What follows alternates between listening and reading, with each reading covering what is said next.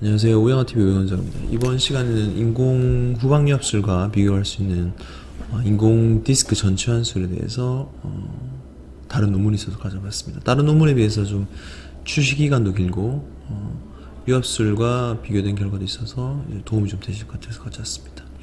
요추 디스크 전체 환술의 장기 임상 결과 10년 정도 이상 되는 경과입니다. 그래서 외국 같은 경우는 퇴행성 디스크 질환에서 수술을 많이 합니다. 특히 디스크 전체 환술을 많이 하는데 국내 같은 경우는 그렇게 시행을 잘 못합니다. 상당히 심평 기준이 까다로워서요. 그래서 만성요통에서 그 전체 환술이 도입되는데 이게 인공 디스크를 고정을 하는 건 아니니까 그래서 침강되거나 위치가 좀 틀어지거나 불안정성이 증가되는 경우도 있습니다. 그래서 5년 출시에 한 7.8% 재수술률이 있고 14%가 재수술을 받는 것으로 되어 있습니다. 그래서 이 전치환술의 사용과 효율성 그리고 풀림, 수정에 대한 논쟁이 많은데 이에 대해서 장기 출시를 한번 다룬 논문입니다.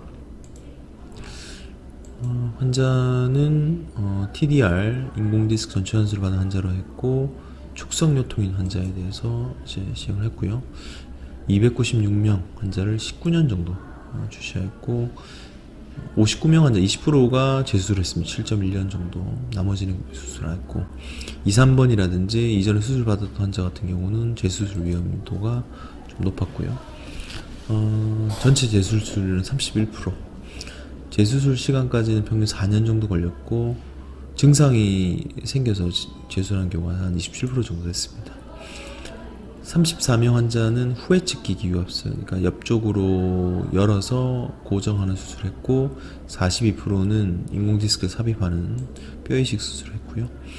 나쁜 결과는 BMI, 그러니까 좀 체중이 과체중인 경우, 그리고 이전에 척수술을 했던 경우가 안 좋았고, 그리고 류마티스 관절염이 있거나 수술 당시 연령이 45세 미만, 이전 수술과 골다공증인 환자는 좀 더 경과가 안 좋은 것으로 나왔습니다.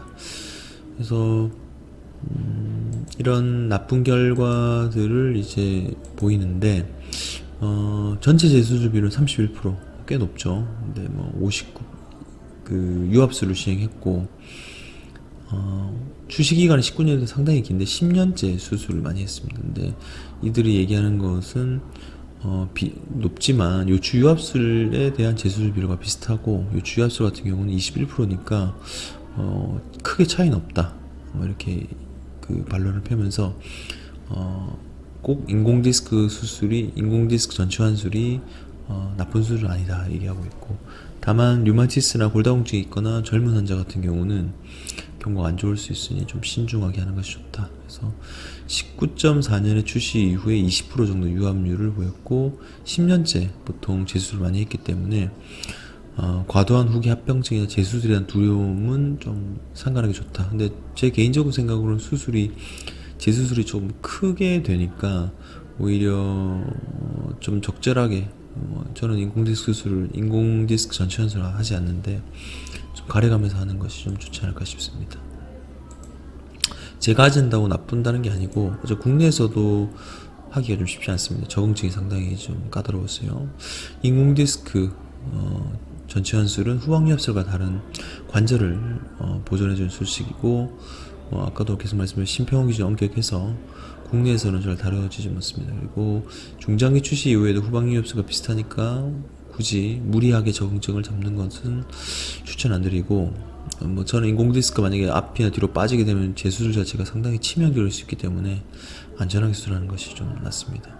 후방유압술 같은 경우는 재수술을 생겨봐야 위쪽 분절에 문제가 생기는 경우가 대부분이고 이렇게 술 자체에 문제가 생기는 경우는 좀 적기 때문에 인공디스크 전치 환술은 좀 고민하면서 신중하게 판단하신 것이 좋을 것 같습니다. 시청해주셔서 감사합니다. 좋은 하루 되십시오.